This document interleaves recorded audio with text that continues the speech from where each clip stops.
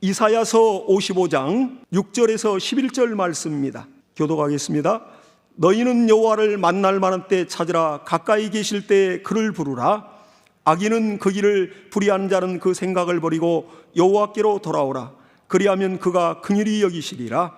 우리 하나님께로 나아오라. 그가 널리 용서하시리라. 여호와의 말씀에 내 생각은 너희 생각과 다르며 내 길은 너희 길과 달라서 하늘이 땅보다 높음 같이 내 길은 너희 길보다 높으며 내 생각은 너희 생각보다 높으니라. 비와 눈이 하늘에서 내려서는 다시 그리로 가지 않고 토지를 적시어서 싹이 나게 하며 열매가 맺게 하여 파종하는 자에게 종자를 주며 먹는 자에게 양식을 줌 같이 내 입에서 나가는 말도 헛되이 내게로 돌아오지 아니하고 나의 뜻을 이루며 나의 명하여 보낸 일에 형통하리라. 아멘. 네, 우리 신앙생활은 영적 생활입니다. 어떻게 보면 우리가 살고 있는 이 세상은 영적 전투장입니다. 그리고 우리 심령 또한 전쟁터입니다. 오늘 하루도 얼마나 우리 마음 안에서 우리의 겉사람과 속사람이 또 싸우기도 하지만은 그러나 마귀란 놈은 우리 주변에서 이렇게 배회하면서 우리 사정들을, 우리 울타리 안을 들여다보면서 어떻게 하면 내가 이 사람을 하나님과 쪼개서 정말 구원마저 잃어버리게 하고 또 자기의 자식을 삼을까, 끊임없이 영들을 투입해서 우리 마음을 장악하려고 그렇게 전쟁을 벌입니다. 그러나 우리 안에 계신 성령 하나님 또한 우리 마음을 정말 하나님께로 집중하도록 끊임없이 우리를 감동하고 인내심을 가지시면서 우리를 재촉하시고 때로는 위로하시고 때로는 설득하시면서 하나님 말씀에 순종하도록 끊임없이 그렇게 하나님께서 힘을 쓰고 계십니다. 그러니까 우리 마음판 자체가 어떻게 보면 정말 영적인 전쟁터입니다. 누가 점령하냐에 따라서 결과는 달라지는 겁니다. 그러나 우리도 우리 의지가 있고 믿음이 있기 때문에 할 수만 있으면 내가 내 자신을 부인하고 내 자신을 깨뜨리고 하나님 말씀에 순종하려고 노력을 많이 하죠. 그러한 때에 사도 바울이 그런 고백을 했습니다. 오라, 나는 곤고한 사람이다. 누가 이 사망에서 나를 구원하랴. 그리고 나는 날마다 죽는다. 겉사람과 속사람 이렇게 싸우는 그것을 아주 신랄하게 묘사를 했습니다. 오늘 또 저와 여러분 얼마나 갈등 속에 얼마나 정말 믿음의 의지를 세워서 전투적으로 싸우고 마침내 승리했기에 이 자리에 나오신 줄 믿습니다. 할렐루야. 승리하지 못하면 기도의 자리에 나오기 어렵습니다. 그 정도로 방해도 심하고 그 정도로 깨어 기도하면 역사가 있으니까, 기도하면 뭔가 환경이 열리고 기도하면 놀랍게 하나님이 일하는 증거들이 많이 나타납니다. 저는 요즘 어떤 전화들을 가끔 받냐면 한 40대 중반 후반부터는 어렸을 때부터 이렇게 같이 자랐던 고향 친구들, 또 학창 시절에 동창들한테 거의 수십 년을 잊고 살았는데 어떻게 그렇게 연락처를 알았는지 전화가 와요. 그러면 참 반갑기도 하고, 근데 전화할 때 들어보면 그 목소리가 뭔가 이렇게 알코올이 좀 들어가서 혀가 좀 마비된 그런 목소리예요. 또 시간은 한 11시가 막 넘어갈 때. 근데 내가 통화하면서도 이왕이면 밝은 대낮에 전화를 해서 우리가 얼마나 또 정말 어렸을 때부터 이렇게 정말 추억이 있고 또 정말 어려서 그렇게 어려운 시절에 같이 뛰놀고 했던 그런 사이인데, 이왕이면 너무 저녁 늦게 오지 말고 그것도 신뢰가 되니까, 그리고 또 이렇게 혀가 꼬여서 전화를 하지 말고, 물론 나를 보고 싶어 하고 나도 역시 그립고 그렇지만은 기본적인 그런 예의를 좀 지키면 좋지 않냐. 근데 막무가내죠. 너무 반가우니까. 반가우면 고향 친구들은 욕부터 나오더라고요. 근데 그 욕이 듣기가 싫지가 않아요. 어려서부터 하도 같이 이렇게 정말 친한 사이이기 때문에. 근데 술만 먹으면 꼭 내 생각이 그렇게 나는가 봐요. 모르겠어. 그래서 물론 정말 그렇게 잘 친한 친구들입니다. 그리고 또 만나면 되게 전도를 했고, 그리고 또 고향 친구들은 항상 만날 때마다 전도를 하고 그렇게 했는데, 고향 친구들도 향후회를 조직해 가지고 예수 처음 믿을 때에도 그 회칙에 맞춰서 같이 모이고 또 고향에서 모이고 서울에서 모이고 했습니다. 근데 나중에는 신앙생활을 할 수가 없어요. 식사하고 이렇게 서로 반가워서 교제하고 나면 그 다음은 꼭 술을 먹고 뭐 2차, 3차를 가니까 뭐 거기에서 어떻게 복음을 전하려도 쉽지가 않습니다.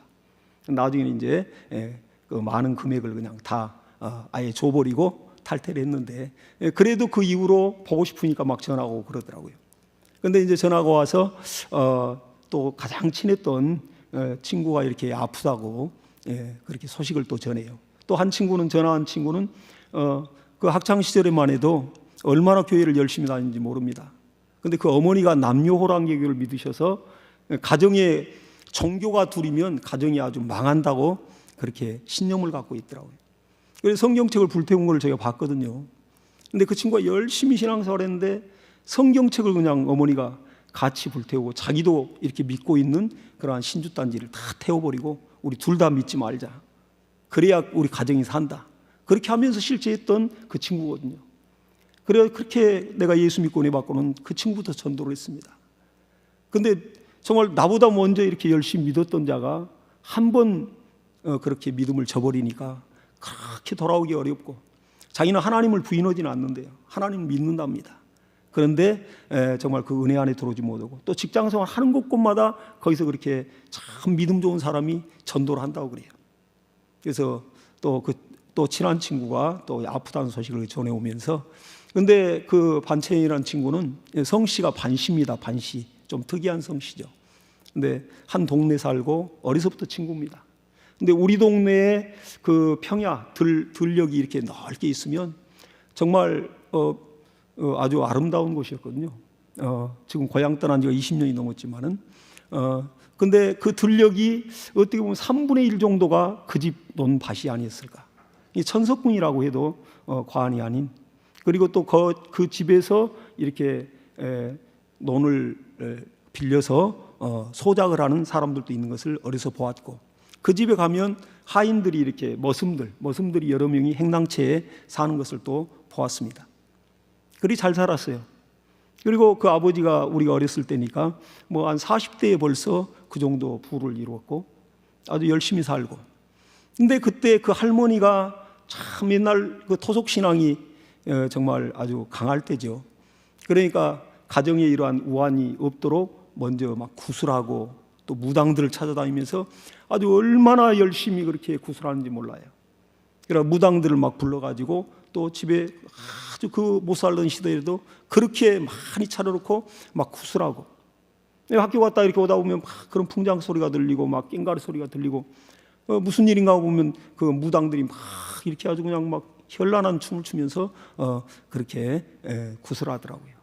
근데 예수는 안 믿었지만 그게 별로 좋아 보이진 않았어요.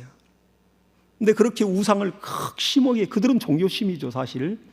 근데 그렇게 열심히 섬기더니 이제 어느 때가 되니까 아주 그 가산이 기울고 아주 가정에 막 우환이 막 끊이질 않아요. 그러더니 그 우리 친구의 그 어머니 그 며느리와 또 그 시어머니하고 그렇게 싸웁니다. 얼마나 싸움이 심한지 몰라요. 시어머니는 거의 반무당이 되었고, 그리고 그 신주단지라든가 이런 모든 것들이 막 그 마루에 즐비하다고요. 너무너무 지저분하죠. 뭐 부적은 이루 말할 수가 없고. 그리 잘 사는 집이, 그리 열심히 또 부지런히 사는 집이 그런 일들이 벌어지더라고요. 영적으로 피폐해가고 이렇게 하나님 앞에, 하나님을 안 믿어도 우상 숭배한 자들은 참 진노의 대상인데 그렇게 어려움을 겪는 걸 봤습니다. 그리고는 시어머니하고 싸우더니 그 시어머니가 아주 성질이 개팍한데 그때 당시 농약을 먹고 자살을 했어요. 자살을 했는데 또 얼마 안 가서 그 점잖하고 선비 같던 그 시아버지, 할아버지죠, 친구의 그 할아버지가 굉장히 포악하게 변하면서 아주 이 니은이 내 마누라를 잡아먹었고 우리 온 집안을 다 망친다고. 그러면 또 나중에는 그 며느리는 뭐 아직 뭐 건강하고 힘이 팔팔할 때니까 뭐 시아버지하고 뭐 대판 또 싸우는 거죠. 근데 나중에는 그 시아버지도 동일하게 농약을 먹고 또 자살을 하더라고요.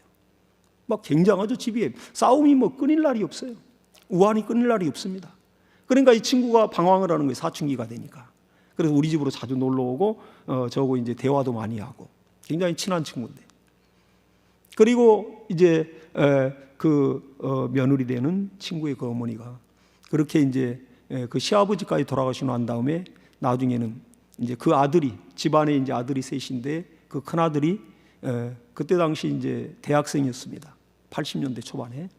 그래서 도시에서 이제 학교를 다니는데 그때 광주 민주화 항쟁, 옛날에는 광주 사태라 했는데 그래도 민주화가 되면서 그리 명예회복을 했죠. 그 사건이 벌어지면서 그때 데모를 하지 않고 이제 마을로, 고향으로 이렇게 피신을 하려고 오다가 공수부대에 잡혀가지고 얼마나 많이 맞았던지 정신이 그냥 사람이 돌아버렸어요. 그래가지고 간신히 몸을 빼와서 살려와서 이제 시골에서 요양을 하는데 사람이 정신이 나갔다가 들어왔다가 그럽니다. 그 젊은 나이에 그 젊은 청년이 참 집안이 말이 아니죠. 그리고 이제 그 약값과 또 그 수술비와 모든 거다 보니까 가세가 기울고 그 많은 전답을 다 팔아요. 그리고 나서 어느 정도 치료가 돼서 그 형이 이제 결혼을 했습니다. 이제 전공을 했던 게 이제 관광학과니까 그런 관광회사에 취직해서 이제 열심히. 근데 술을 많이 먹는 그런 또 직종이더라고요. 그러다 보니까 결혼해가지고 또 이제 가정을 이루는데 신혼 때 이제 아들을 낳았어요. 그러면 첫 손주니까 얼마나 귀하겠습니까? 근데 이 형이 술을 또 만취 상태로 이렇게 회사 일을 하다가 늦게 들어와가지고 이제 잠을 자는데 이 가운데 이 어린 아들을 놓고 그리고 또 아내가 있고 남편이 이렇게 자는데 잠자다가 그 아이를 그냥 자기가 몸으로 덮쳐서 아이가 질식해 죽어버렸습니다. 엄청난 일들이죠. 이건 막 그런 일들이 계속 벌어지는 거예요. 친하니까 자주 그 집안 사정들을 다 알게 되는 거죠. 마을에서도 다 알게 되는 것이고. 근데 어떻게 저렇게 한순간에 가정이 가사가 다 기우는가. 그리고 우환이 끊이지 않고. 그리고는 나중에 이제 명절 때 우리가 고향 떠나오기 한 몇 년 전인데 내려가니까 그 친구 집을 지나가는데 집은 대골 같은데 그 대문에 이렇게 가래장을 탁 쳐가지고 못을 박아놓고 그리고 거기다 태극기를 크게 높이 꼽아놨더라고요. 아니 세상에 지금 국경일도 아닌데 무슨 태극기를 꼽아놨나. 그러니까 그 큰형이 정신이 질환이 와가지고 이렇게 집을 이렇게 해놨다는 거예요. 그리고는 그 어머니 이제 며느리마저도 나중에 후도암으로 그렇게 이제 세상을 떠났습니다.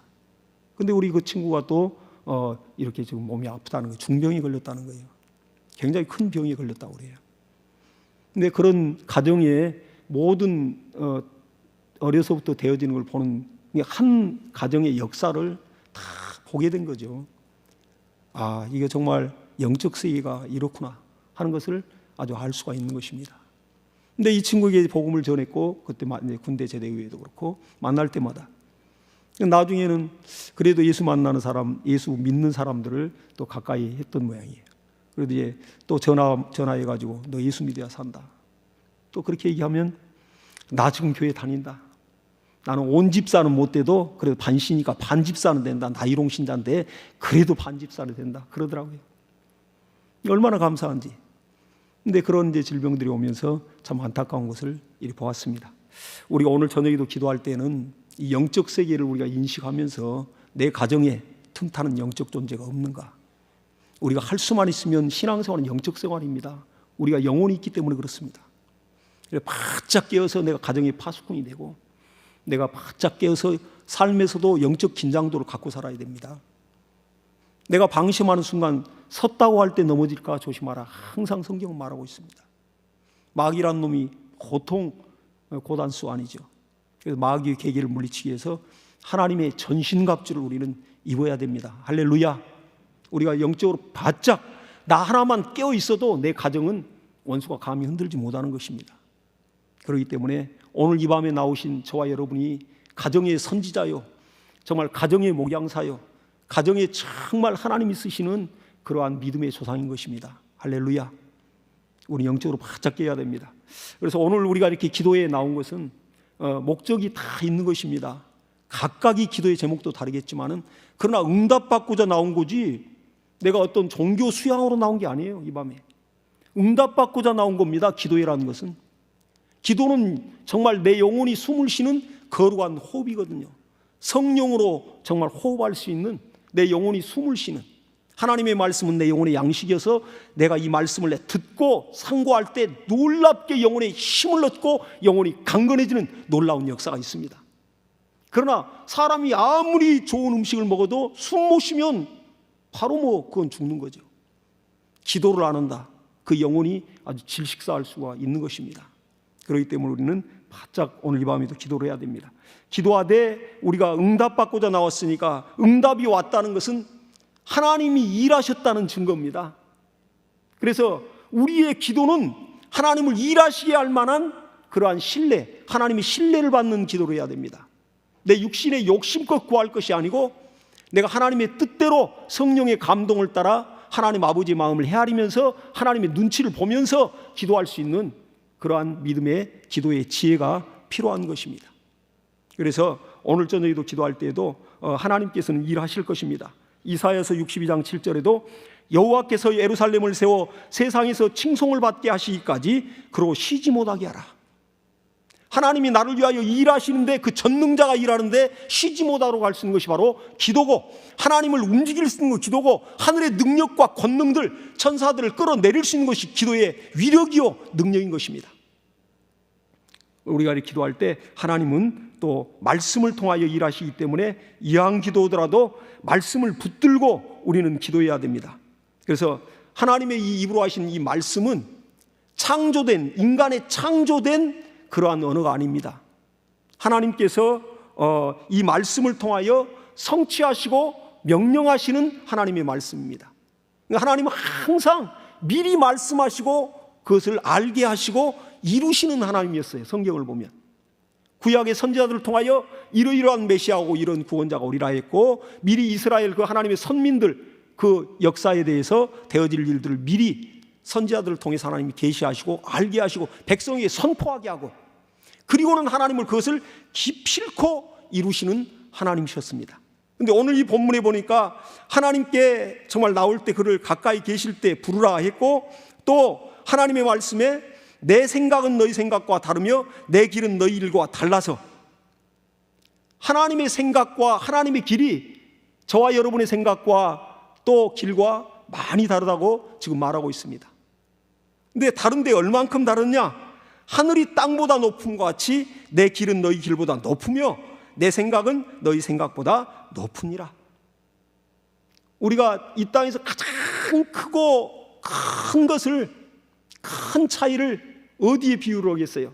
하늘과 땅 차이로 비유를 하는 겁니다.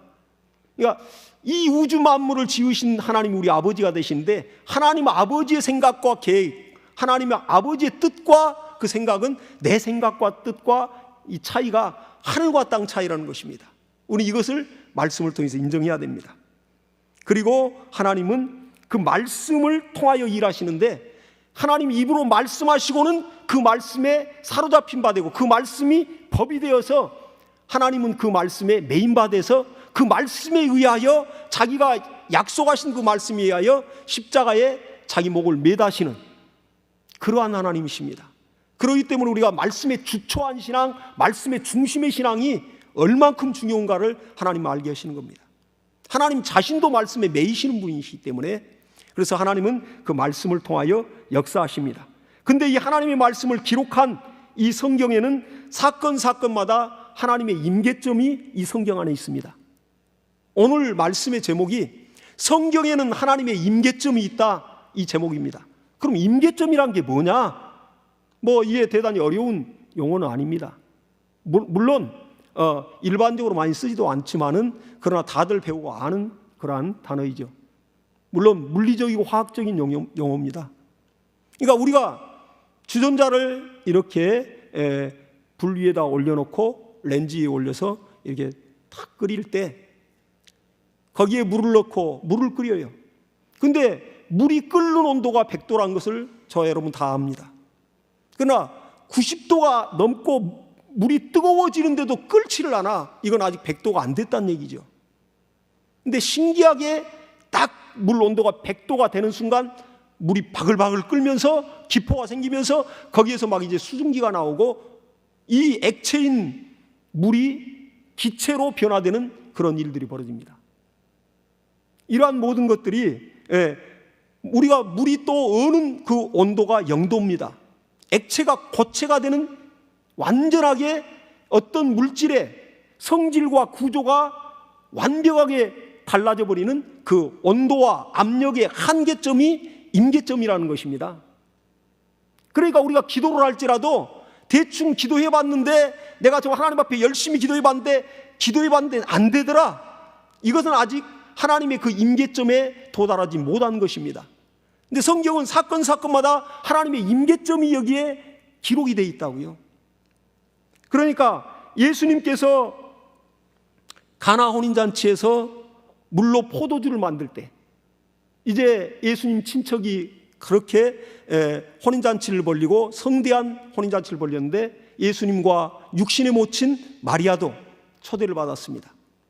근데 한참 이제 많은 손님들, 하객들이 오고 먹고 마시고 즐기는데 포도주가 떨어진 거예요. 잔치하는 그 연회장으로서는 굉장히 정말로 어떻게 보면 당황할 수 있고, 또 그리고 이건 손님들한테 큰 결례와 신뢰를 할 수 있는, 원망을 들을 수 있는 사건입니다. 그러니까 친척된 마리아에게 이제 넌지시 이제 그 고민을 얘기했던 거죠. 그리고 마리아가 예수 그리스도에게 그 얘기를 했습니다. 지금 포도주가 떨어졌다는데 어떻게 하면 좋겠느냐. 그러니까 예수님이 하시는 말씀이, 여자여, 이 일에 나하고 무슨 상관이 있습니까? 아직 내 때가 이르지 아니하였습니다.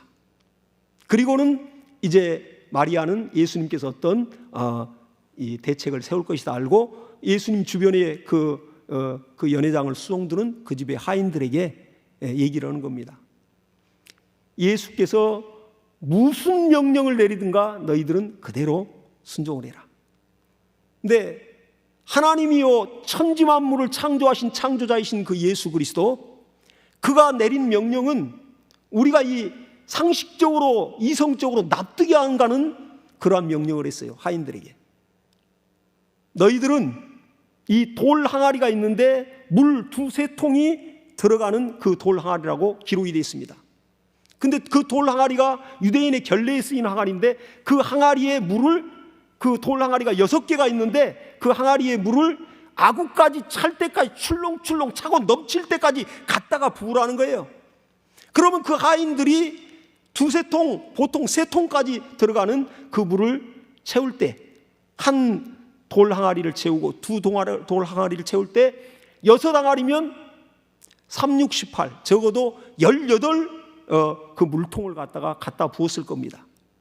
저와 여러분 같으면 아주 물을 확 길어오면서 이 물이 튀겨가지고 어떤 칠칠지 못한 하인은 가다가 돌뿌리에 걸려가지고 다 물떡 들고 오다가 엎어져가지고 아주 곤두박질 친 사람도 있을 것이고. 근데 예수님의 그 명령이 지금 포도주가 떨어졌다는데 맹물을 갖다 부으라는 거예요. 이해가 안 되죠. 근데 이 하인들은 마리아가 얘기했던 것처럼 불평하지 아니하고 18째 번에 그 물동이를 들고 와서 마지막 6 돌 항아리에 가득 아우까지 출렁출렁 넘치도록 갖다 부었습니다.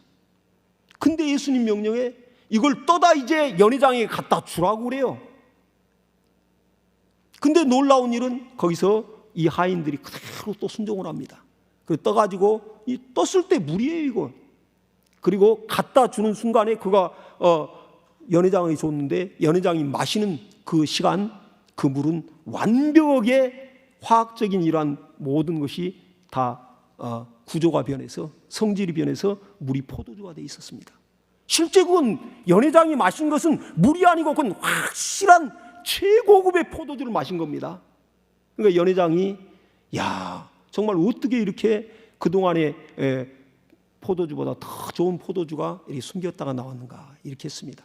맞습니다. 거기 하인들이 거기서 정말 불평을 하면서 물동이를 내던지면서, 정말 이거 젊은 사람이, 알만한 사람이 이렇게 장난질을 하냐고, 이게 뭐냐 말이야, 그러면서 물동이를 갖다 던져버리면서 때려쳐버리라 했다면 하나님의 이적은 보지 못했을 겁니다. 성경에 이러한 사건들이 많이 나옵니다. 여리고성이 무너질 때도 하나님의 방법은 그 가나안 땅을 점령해 들어가는데 난공불락의 성입니다. 지금도 성경 고고학자들이 그것을 발굴해서 보니까 이 성은 무너질 만한 성이 아니에요. 웬만한 그 전투력에. 근데 이 성이 지진이 나서 안쪽으로 이렇게 완전히 함몰됐다는 겁니다. 안쪽으로, 밖으로 무너진 게 아니라. 근데 하나님의 방법은 여호수아에게 총대장이 명령을 내릴 때는 여리고성을 무너뜨릴 때 너희는 먼저 그 성 주변을 백성들이 다 먼저 제사장들에게 먼저 7명의 대표 제사장들에게 양각낙파를 불고 그 뒤에 또 제사장들이 법궤를 메고 그 뒤에 백성들이 행렬을 지어서 이 성을 주변을 그렇게 돌라고 그랬습니다. 그리고 6일 동안 하루에 한 번씩 나가서 막 돌고 소리 없이 그냥 오는 거예요.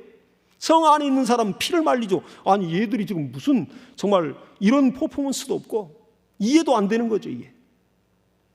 근데 이스라엘 백성들도 역시 이해는 안 되지만은 홍해를 가르신 하나님, 우리 조상의 하나님이 능력과 이적의 하나님이시니까 그대로 순종하는 겁니다, 믿음으로. 6째 날까지 하루를 돌고 한 번을 돌고 또 와서 숙소에서 쉬고, 7째 날은 하루에 7바퀴를 돌고 마지막 크게 외치라고 그랬어요.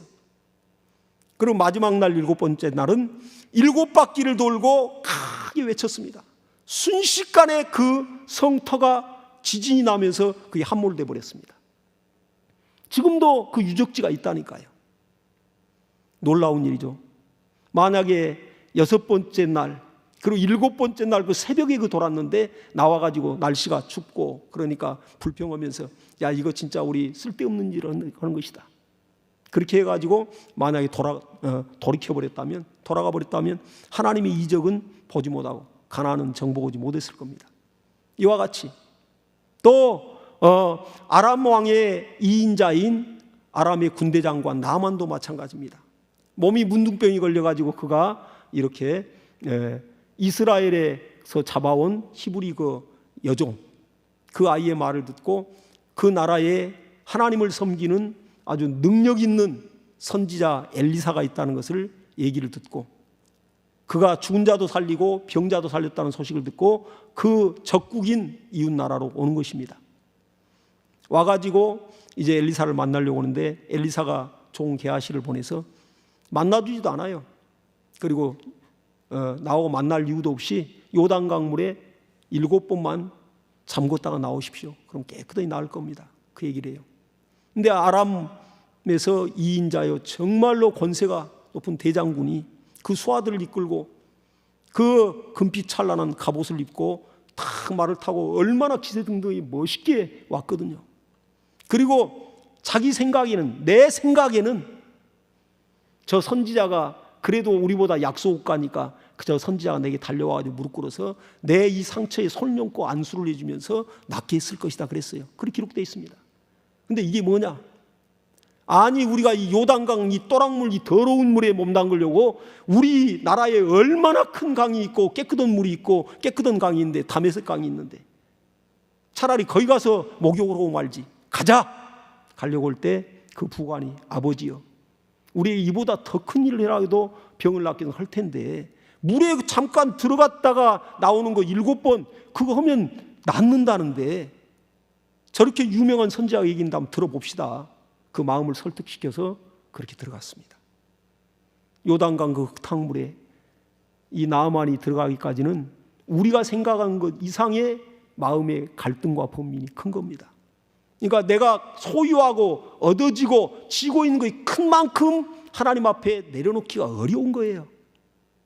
하나님의 말씀에 순종한다는 게 쉬운 일이 아닌 겁니다. 이런 상황을 보면 나아만이 이제 사람들 다 자기 부하들 또 이스라엘 백성들 거기 구경 온 사람들까지 다 보고 있는데 거기서 투구를 벗고 그렇게 정말 위험당당하던 그 대장군이 자기 속살을 보여야 됩니다. 자기 얼굴이 코가 뭉개지고 눈이 흘러내리고 다 썩어가지고 진물이 질질 흐르고 흉악한 그 얼굴을 보여야 되는 거예요. 몸을 보여야 되는 겁니다. 다 갑옷을 벗고 그가 맨몸으로 요단강물에 들어갑니다. 한 번 들어갔다 나오는데 뭐 아무런 차도가 없는 거예요. 2번 들어갔다 나오는데 차도가 없습니다. 5번, 6번 들어갔다 나오는데 아무런 차도가 없어요.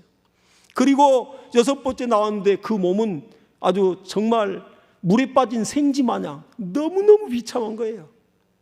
건강한 몸도 아니고 완전 다 정말 썩어가지고 아주 뭉개져 버린 몸인데 마지막 그가 자존심 타버리고 죽기 아니면 살기다. 7번째 들어갔다 나오는 순간 성경은 그렇게 기록하고 있습니다. 나아만의 그 살이 어린아이의 살과 같이 깨끗해졌더라. 할렐루야. 하나님의 임계점 6번째까지도 안 되는 겁니다. 물이 끓을 때도 99도까지도 끓지가 않아요.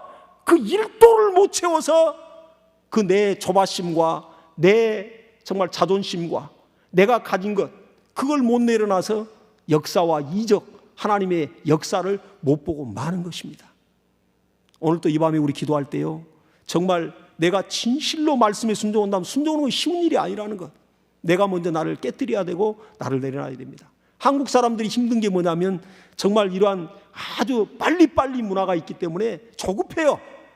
하나님 아버지 기도하다가 응답 안 하면 이거 안 되는 모양이다 그냥 손을 털고 일어선다고요. 엉덩이가 가벼워. 그리고 또 노파심이 있습니다. 아주 노파심이 아주 그냥 있어가지고 이거 정말 되겠어? 하고 이렇게 하는 그 마음 때문에 정말 하나님 말씀을 믿지 못할 때가 많습니다. 가장 오늘 또 이 본문의 말씀과 같이 하나님의 생각과 뜻과 그 길이 우리의 생각과 그 뜻과 길 차이가 하늘과 땅 차이듯이 나만의 그 생각과 내 생각에는 이렇게 적어도 할 줄 알았다. 그러나 하나님의 생각은 아니다. 네가 가진 걸 다 내려놔야 된다. 깨지고 부서지고 가장 부끄러운 모습까지 완벽하게 드러내면서 말씀에 그대로 순종을 해야 된다. 그러니까 이 하나님 말씀에 순종한다는 건 이방인들 안민자들 볼 때는 참으로 십자가의 도가 고린도전서 1장 18절에도 십자가의 도가 멸망하는 자들에게는 미련한 것이요 구원 얻은 우리에게는 하나님의 능력이라. 할렐루야. 사람들이 볼 때는 하나님의 방법이 십자가의 도 하나님의 말씀이 가리키는 그 길이 가라앉는 길이 얼마나 어리석고 얼마나 정말로 또한 계산도 안 되는 길이요 정말 어리석고 참 답답한 인생이 그리스도인들의 삶입니다. 그들이 볼 때는 미련해요. 지금 빨리 정말 이 일을 수습해야 되는데 교회 와서 막 울고불고 기도하고 있어. 그러나 하나님의 방법은 먼저 무릎 꿇고 하나님과 먼저 대화하기를 원하고 있습니다. 하나님이 방법을 가르치기 위해서. 그러듯이 이렇게 우리가 정말 하나님께 나가는데 정말로 이 방해가 되는 것들이 많은데 우리가 흔히 먹는 그 라면 하나 끓여 먹더라도 정말 물이 끓을 때까지는 좀 인내해야 되지 않겠어요? 요한계시록 3장 10절에도 너희가 인내의 말씀을 지켰은즉 후로는 내가 너희를 지켜 너희로 시험의 때를 면하게 하리라. 하나님의 말씀은 인내를 수반하고 있는 말씀입니다. 할렐루야. 오늘 이 밤에 기도할 때요 좀 믿음의 뚝심 좀 갖고 막 밀고 가자고요. 좀 기도하다가 안 된다고 그런 정말 하나님의 아직 그 임계점에 도달하지 못하고 가버리면 일생의 기도 응답, 일생의 하나님의 이적, 초다임적인 역사, 초과학적인 역사, 초의학적인 역사, 초생물학적인 역사를 못 보게 되는 것입니다. 그걸 하나님의 임계점을 경험한 자와 경험하지 않은 자의 신앙의 그 행태가 굉장히 다릅니다. 그래서 오늘 이 밤에 우리 기도할 때 하나님의 임계점을 정말 경험하는 저와 여러분 되시길 예수 이름으로 축원합니다. 자, 기도하겠습니다.